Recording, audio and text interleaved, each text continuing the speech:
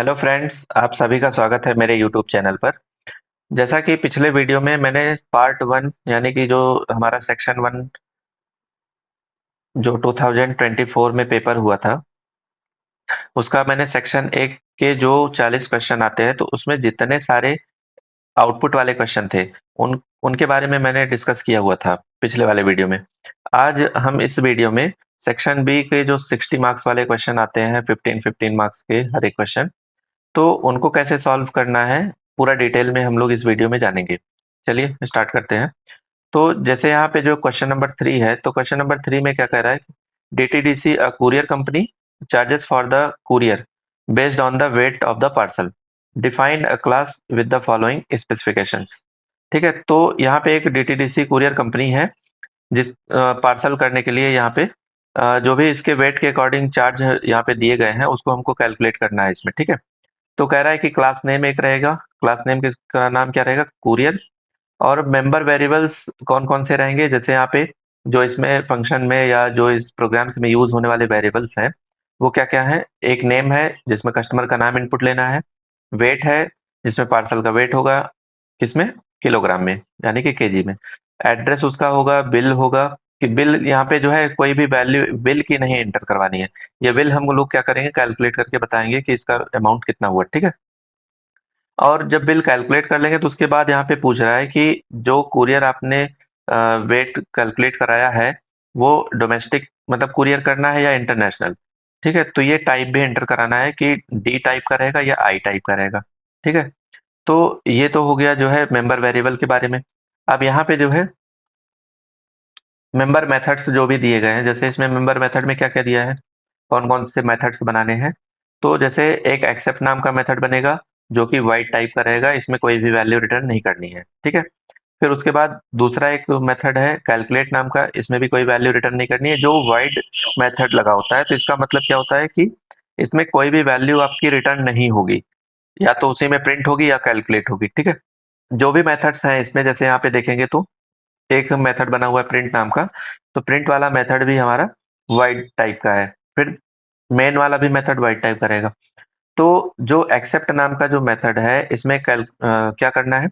To accept the details using the methods of the scanner class only. मतलब जो accept नाम का method बनेगा, उसमें जो वेरिएबल्स ऊपर हमने डिक्लेयर करेंगे, वो सारे के सारे वेरिएबल्स की वैल्यू स्कैनर क्लास से इनपुट लेनी है। ठीक है, अगला जो है मेथड कैलकुलेट। अब इसमें जो हमने वैल्यूज एंटर करवाई हुई है, तो उसके अकॉर्डिंग यहाँ पे जो है वैल्यू को कैलकुलेट करने के लिए बोल रहा है। जैसे अगर हमने वेट एंटर करवाया होगा, तो वेट उसको कंडीशन के अकॉर्डिंग चेक करना है कि अगर फर्स्ट 5 kg है, यानी कि अगर फर्स्ट 5 kg है, तो उसका रेट जो है 800 रुपीज पर केजी पड़ेगा इसका चार्ज। यहाँ पे रेट पर केजी दिया हुआ है, यानी कि अगर आप 2 kg का पार्सल कुरियर कराना चाहते हैं, तो 800 इंटू 2 हो जाएगा, तो यानी कि 1600 रुपीज। ठीक है, तो ये जो है इस तरीके से कैलकुलेट करना है इसमें। और जो नेक्स्ट 5 kg है, नेक्स्ट 5 kg का मतलब हो गया कि अगर मान लीजिए आप 7 kg का जो है पार्सल कराना चाहते हैं, 7 kg का, तो जो 5 kg का चार्ज है, उसका आपका 800 रुपीज पर केजी का चार्ज पड़ेगा। और जो यहाँ पे अगला +2, मतलब यानी कि जो इसके साथ 2 kg बचेगा, तभी तो यहाँ पे 7 kg होगा टोटल। तो इसका क्या हो जाएगा? 800 इंटू 5, और इसका जो है 700 इंटू 2। मतलब जो 2 kg का चार्ज होगा वो 700 के अकॉर्डिंग पड़ेगा, और जो 500 kg का चार्ज था, वो तो इसमें दिया हुआ है कि रेट पर केजी कितना? 800। तो 800 इंटू 5 कर देंगे, तो इसका दोनों को ऐड करने के बाद जो भी इसका चार्ज बनेगा, वो कैलकुलेट करके बताना रहेगा। तो इस तरीके से यहाँ पे जो है इसका कैलकुलेट करना है, जो भी वेट दिया गया है। ठीक है, कह रहा है कि an additional amount of this rupees 1500 is charge if the type of courier is I. अगर इंटरनेशनल अगर कुरियर होता है, तो उसमें एडिशनली हमको 1500 जो है ऐड कर देना है। ठीक है, जब ये सारी चीजें कैलकुलेट हो जाएंगी, तो क्या करेंगे? प्रिंट करा देंगे सारी वैल्यूज को, जो उनके नेम, एड्रेस, वेट, ये सब थे। और मेन में ही इनको कॉल करना है। जैसे यहाँ पे कह रहा है कि to create an object of the class and invoke the methods. तो ये सारे मेथड्स जो भी बने हैं, एक्सेप्ट, कैलकुलेट और प्रिंट, इन तीनों को इन्वोक करना है।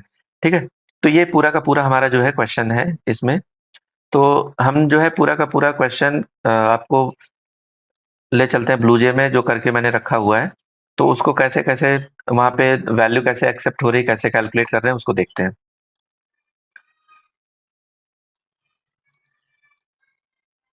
तो जैसे यहाँ पे ये क्वेश्चन का आंसर दिया हुआ है, जो मैंने लिख रखा है। तो इसमें जैसे आप देखेंगे तो यहाँ पे क्लास का नाम जो बोल रहा था, तो यहाँ पे क्या नाम बता रहा था वो कुरियर का। तो यहाँ पे कुरियर का नाम रख देते हैं। ठीक है, कुरियर यहाँ पे लिख दिया। अब जो-जो वेरिएबल इसने बोल रखे थे कि ये सारे वेरिएबल हमको बनाने हैं। तो जो सारे वेरिएबल बनाने हैं, अब वो सारे वेरिएबल हमारे तो हर एक मेथड में यूज़ होंगे, एक्सेप्ट में भी यूज़ होगा, कैलकुलेट में भी यूज़ होगा, है ना? तो इनको हम यहाँ पे इसीलिए वेरिएबल्स को क्या कर रहे हैं, ग्लोबल वेरिएबल बना दे रहे हैं। ग्लोबल वेरिएबल क्या होते हैं? जो क्लास के अंदर डिफाइन किए जाते हैं, उसको हम लोग बोलते हैं ग्लोबल वेरिएबल। ठीक है? जब आपको ऐसा लगे कि हर एक मेथड में वो सारे वेरिएबल यूज़ होने वाले हैं, तब उनको क्या करेंगे, ग्लोबल वेरिएबल बना देंगे। इसी को ही हम लोग क्या कर बोलते हैं, इंस्टेंस वेरिएबल। इंस्टेंस वेरिएबल भी बोलते हैं इनको। ठीक है? तो स्ट्रिंग में जैसे यहाँ पे नेम ले लिया और एड्रेस ले लिया। फिर डबल में वेट कैलकुलेट करना है, तो वेट की वैल्यू एंटर करवा लेंगे। बिल हमको कैलकुलेट करके बताना है, इसकी वैल्यू एक्सेप्ट नहीं करानी है। फिर कैर टाइप में क्या लेंगे, जो वो जो है मतलब कुरियर करना चाह रहा है, वो डोमेस्टिक के लिए होगा या इंटरनेशनल के लिए, तो उसका टाइप हम एंटर कराने के लिए टाइप वेरिएबल बना लेंगे। ठीक है? अब यहाँ पे क्या कह रहा है कि एक एक्सेप्ट नाम का मेथड बनाना था, और इसमें इन सारे वेरिएबल्स की नेम, एड्रेस, वेट और टाइप, इन चारों की वैल्यू एंटर करानी थी। तो सबसे पहले जब आपको वैल्यू एंटर करानी होती है, तो स्कैनर क्लास का ऑब्जेक्ट बनाते हैं। तो स्कैनर क्लास का ऑब्जेक्ट बना दिया मैंने, SC equal to new scanner, इस तरीके से। ठीक है? फिर इसमें किसकी वैल्यू एंटर करानी है, तो enter the name of the customer. Customer का नेम जो भी एंटर होगा, नेम नाम के वेरिएबल में आ जाएगा। और ये जो नेक्स्ट लाइन फंक्शन हम लोग यूज करते हैं, ये किसी भी स्ट्रिंग की वैल्यू को एक्सेप्ट करने के लिए यूज करते हैं। ठीक है? और फिर उसके बाद क्या करा है, enter the weight of the parcel. Parcel enter कराना है, वेट का जो है, पार्सल का वेट हमको एंटर कराना है कि कितने वेट का हमारा पार्सल होगा। ठीक है? उसके बाद यहाँ पे कह रहा है कि टाइप इसका एंटर करिए कि डी टाइप रहेगा या आई टाइप रहेगा, यानी कि डोमेस्टिक आपका कुरियर रहेगा या जो है इंटरनेशनल कुरियर रहेगा। और उसका जो टाइप एंटर कराने के लिए हम लोग यूज करेंगे, वो फंक्शन है क्या है, S dot next char at zero. जैसे अगर आप लोगों ने स्ट्रिंग पढ़ा होगा, तो उसमें एक फंक्शन होता है कैर एट जीरो। तो अगर मान लीजिए जैसे डी एक लेटर एंटर किया यूजर ने, तो ये हमारा जीरो इंडेक्स होगा, तो इसी को ही ये एक्सेप्ट कर लेगा और किस वेरिएबल में रख देगा, टाइप में। और फिर उसके बाद जब यहाँ पे अगला वाला वैल्यू एंटर करवाते हैं, तो यहाँ पे एड्रेस एंटर कराना है। तो यहाँ पे जो भी एड्रेस होगा उसका यहाँ पे, जैसे यहाँ पे नेक्स्ट लिखा है, तो यहाँ पे हम क्या कर सकते हैं, S C dot next line use कर लेंगे। ठीक है? नेक्स्ट लाइन जब यूज कर लेंगे, तो ये पूरा का पूरा एड्रेस एंटर करवा लेगा। ठीक है? तो ये सारे जो वेरिएबल्स में वैल्यू पुट करवाई हुई है, वो एक्सेप्ट मेथड के अंदर हो गई। ठीक है? अब अगले जो है, जो मेथड में वैल्यू दी गई है, उसको कैलकुलेट करेंगे, जो उसमें क्राइटेरिया दिया हुआ था। ठीक है? तो जैसे एक कैलकुलेट नाम का मेथड मैंने बनाया है, तो कैलकुलेट नाम के मेथड में क्या करना है, उसका जो वेट है, अगर वेट ग्रेटर देन जीरो होगा, तभी तो उसकी वैल्यू हम कैलकुलेट कर पाएंगे, उसका बिल तभी तो बता पाएंगे ना। तो इसलिए मैंने एक कंडीशन चेक कर दी है कि जो वेट है, अगर वो जीरो से ग्रेटर होगा, तभी वो बिल को कैलकुलेट करेगा, नहीं तो यहाँ पे एल्स पार्ट में आके सीधा क्या प्रिंट कर देगा, इनवैलिड वेट गिवन। ठीक है? अब अगर मान लीजिए कोई भी वेट एंटर किया यूजर ने, तो वेट की वैल्यू अगर मान लीजिए हमने एंटर कराई कि 8 kg का हमारा क्या है, कुरियर है। ठीक है? तो 8 kg का जब कुरियर है, तो चेक करेगा कि 8 हमारा ग्रेटर देन क्या जीरो है, तो कंडीशन ट्रू है। जब कंडीशन ट्रू है, तो ये वाला जो पार्ट यहाँ पे इफ के अंदर लिखा गया है, इसके अंदर यहाँ पे क्या होगा, जो भी लिखा होगा, जो भी स्टेटमेंट लिखे होंगे, उसको कैलकुलेट करेगा। फिर यहाँ पे इफ के अंदर एक बार और इफ यूज हो रहा है, तो अगर इफ के अंदर एक बार और इफ यूज होता है, या इफ के अंदर दोबारा हम इफ यूज करते हैं, तो उसको बोलते हैं क्या, नेस्टेड इफ। तो नेस्टेड इफ में हम कंडीशन चेक कर रहे हैं फिर से, कि जो वेट है वो क्या लेस देन इक्वल टू 5 है। तो यहाँ पे वेट की वैल्यू जो है लेस देन इक्वल टू 5 तो नहीं है, कंडीशन फॉल्स हो गया। तो कंडीशन जब फॉल्स होगा, तो यहाँ पे क्या होगा, ये एल्स पार्ट में आएगा। फिर यहाँ पे दूसरी कंडीशन चेक करेगा, क्या जो ये वेट है 8 लेस देन इक्वल टू 10 है, तो ये कंडीशन हमारी ट्रू हो रही है इसके अकॉर्डिंग। तो यहाँ पे देखेंगे आप, तो जैसे अभी ऊपर मैंने बताया था कि जो इसका चार्ज है 5, मतलब अंडर द 5 जो वेट है, तो उसका जो चार्ज कैलकुलेट होगा 5 इंटू 800 कर देंगे, क्योंकि फर्स्ट 0 से लेके 5 तक का जो चार्ज था वो कितना था, 800 रुपीज पर केजी, मतलब 800 रुपीज पर केजी। तो अब टोटल का टोटल तो 5 केजी का तो यहाँ पे कैलकुलेट होगा, तो इसलिए मैंने क्या किया, 5 इंटू 800 कर दिया। अब इसके बाद जो बचा, जैसे अगर हम 8 केजी का चार्ज कैलकुलेट करना चाह रहे हैं, तो 8 केजी वाले में क्या क्या आएगा, मतलब 5 तो रहेगा ही प्लस 3 केजी, तभी तुम टोटल मिला के हमारा 8 केजी बनेगा। तो जो ये 5 केजी है, इसका चार्ज क्या पड़ना है, इसका चार्ज हमारा 800 रुपीज फिक्स है। तो 800 इंटू 5 कर दिया। और इसके बाद जो बचा, वो कितना बचा है, 3 केजी। तो इसको जब कैलकुलेट करेंगे, तो इसको कैलकुलेट करेंगे 700 इंटू 3। तो इसको दोनों को जोड़ने के बाद हम यहाँ पे क्या करेंगे, 8 केजी का पार्सल का जो वेट बिल है वो बता पाएंगे कि कितना अमाउंट आएगा, ठीक है।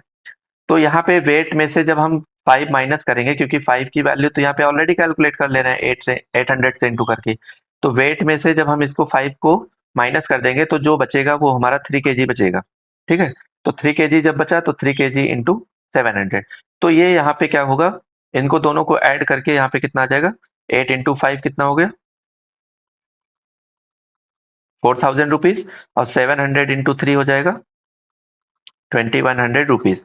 तो इन दोनों को ऐड कर लेंगे, तो यहाँ पे कितना आ जाएगा, 6100। ये हमारा क्या होगा, बिल होगा। तो इस तरीके से कैलकुलेट करना होगा। तो ये वैल्यू क्या करेगा, कैलकुलेट कर लेगा इस तरीके से। तो यहाँ पे इसका जो बिल में वैल्यू आएगा वो 6100, ये वैल्यू आ जाएगी, ठीक है। अब अगर मान लीजिए वेट जो है इससे भी ज्यादा होता है, जो वेट अभी मैंने एंटर करवाया था वो तो 8 लिया था। अगर मान लीजिए वेट और ज्यादा होता है, डब्ल्यू की वैल्यू होती है मान लीजिए 12, तो 12 वाले में, इस केस में क्या होगा, अब तो ये वेट जो है दोनों कंडीशन में नहीं फॉलो हो रहा है। अब जैसे वेट की वैल्यू 10 रखा मैंने, तो 10 लेस देन इक्वल टू 5, ये कंडीशन फॉल्स हो गई। तो अगले पार्ट वाले में जाके चेक करेगा, यहाँ पे एलसिफ में, क्या 10 जो है लेस देन इक्वल टू 10 है, 12 है। यहाँ पे जो वेट डब्ल्यू की वैल्यू है वो 12 है, तो 12 को चेक करेंगे। तो यहाँ पे 12 क्या हमारा लेस देन इक्वल टू 10 है, तो ये भी कंडीशन फॉल्स हो गई। तो अब सीधा आएगा एल्स वाले पार्ट में, जो फाइनल यहाँ पे दिया है। तो यहाँ पे जैसे फर्स्ट 5 का तो 800 इंटू 5 हो गया। फिर अगले 5 का, जैसे नेक्स्ट 5 बोला था ना, नेक्स्ट 5 केजी, तो नेक्स्ट 5 केजी का मतलब हो गया, तो 0 से 5 का तो 800 रुपीज पर केजी चार्ज पड़ेगा।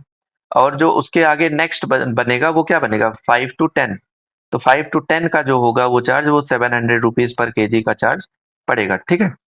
तो इसको कैलकुलेट करने का, अब तो ये तो 5, नेक्स्ट वाला जो 5 है वो क्या है, पूरा का पूरा चार्ज बन रहा है।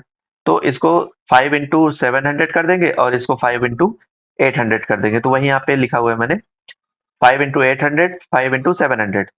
और यहाँ पे जो है, अब जब वेट में से इसको जब हम माइनस करेंगे 10 को, तब जाके हमारा जो है अमाउंट बचेगा कौन सा, जो नेक्स्ट उसके 5 वाला होगा, ठीक है।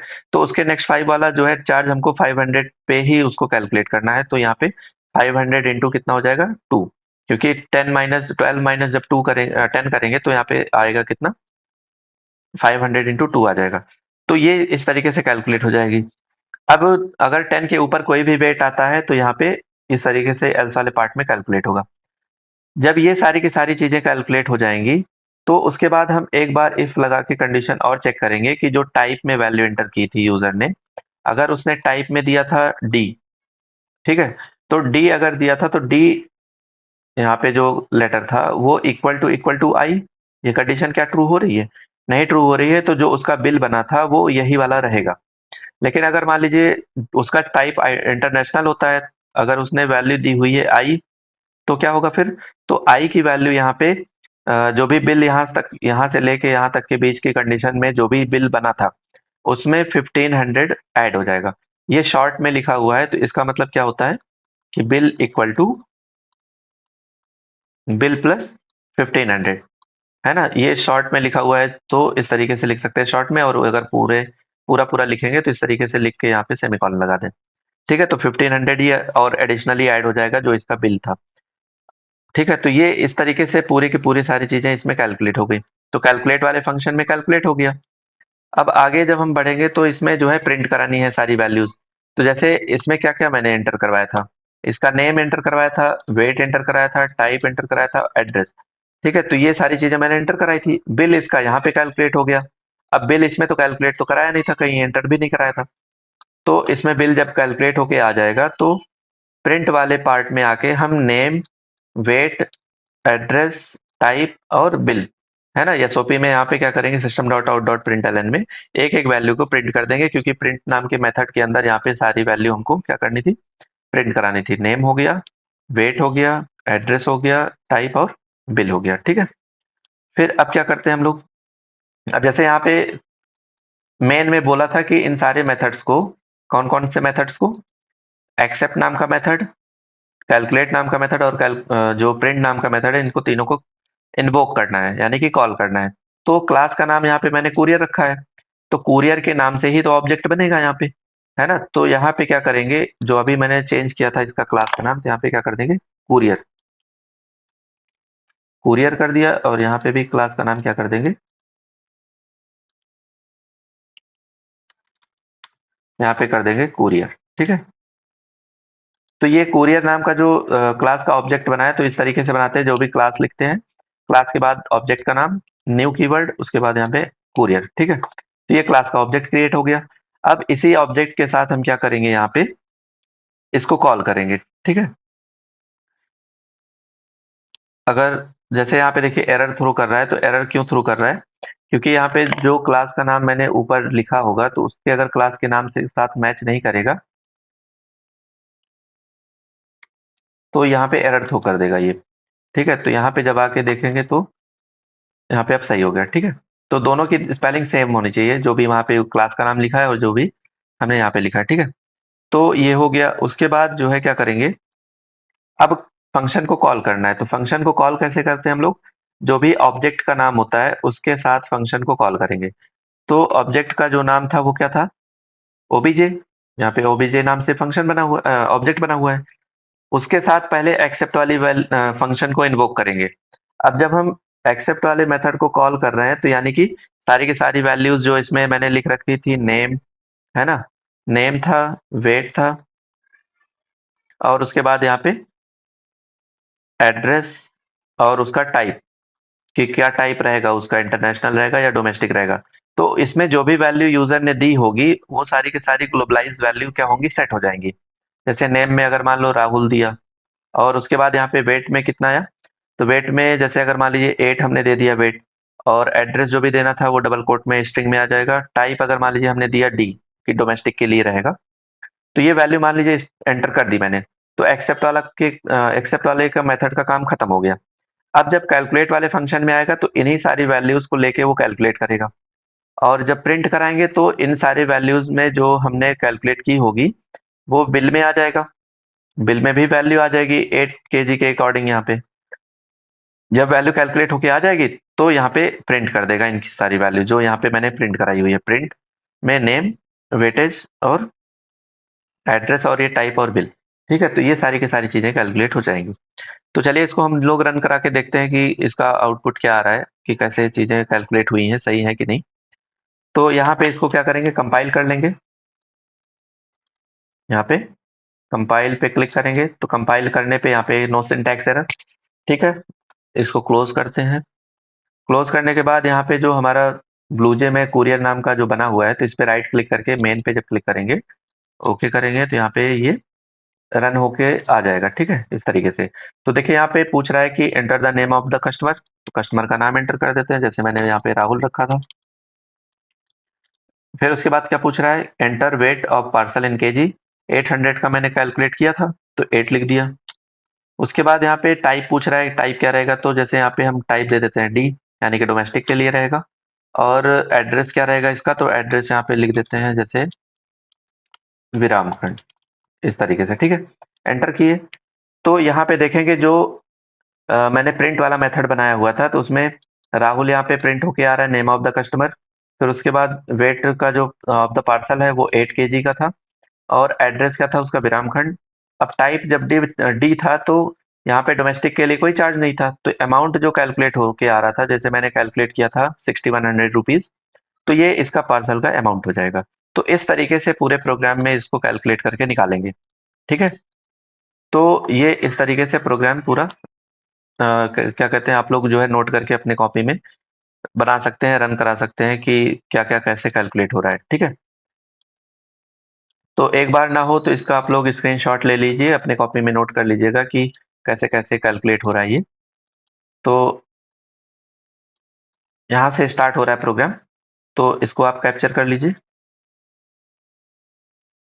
फिर अगला नेक्स्ट हमारा कैलकुलेट वाला मेथड आएगा, इसको कैप्चर कर लीजिए। फिर अगला जो है प्रिंट वाले में आएगा, और जो मेन मेथड था उसको यहाँ पे जो है मेन मेथड के अंदर सारे कॉल किए हुए हैं, तो उसको आप कैप्चर कर लीजिए। ये पूरा आप अपने कॉपी में नोट कर लीजिएगा कि कैसे इसको सॉल्व किया गया है, ठीक है? अब अगले वीडियो में जो है नेक्स्ट क्वेश्चन जो हमारा है, क्वेश्चन नंबर 4, उसको उसके बारे में हम लोग डिस्कस करेंगे। इस वीडियो में इतना ही रहेगा। वीडियो को देखने के लिए धन्यवाद। और वीडियो अच्छा लगा हो तो प्लीज़ लाइक करें, सब्सक्राइब करें एंड अपने दोस्तों में भी शेयर करें, जो इन सारे प्रोग्राम्स को नहीं सॉल्व कर पा रहे हैं, तो देख के कर सकते हैं इस तरीके से। आपका कोई डाउट्स होता है, तो आप मेरे व्हाट्सएप नंबर पे जो है सेंड कर सकते हैं अपना जो भी डाउट है। मेरा व्हाट्सएप नंबर है,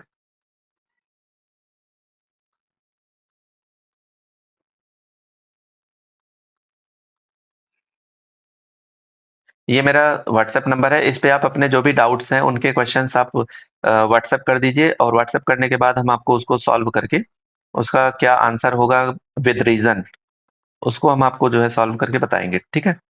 चलिए, थैंक यू, बाय-बाय।